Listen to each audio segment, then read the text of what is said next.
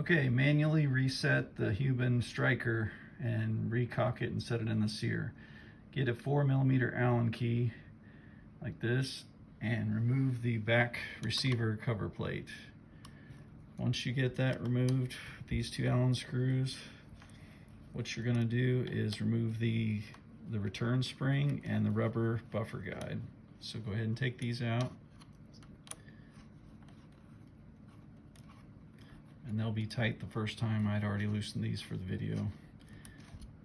And if you've got a gun vise, that's the best way to do this. So you take that cover plate off, set that aside, then you'll have a spring that's got some grease on it, and you've got a rubber spring guide or buffer that bounces against the striker that's in there. And inside there you've got this little piece, right? And then that spring would have been in the back of that like this, and that's what returns it onto the sear arm, which looks like this, and it sits right in the middle of that. So when it can't go on safety, it's sitting either on top of it or behind it. So you're gonna push that forward until it gets back into that notch. This is the sear. When you fire it, this comes down and this goes back. So take your Allen key and get in here and use your thumb and push it forward, and you should hear it click, and then your safety should go on.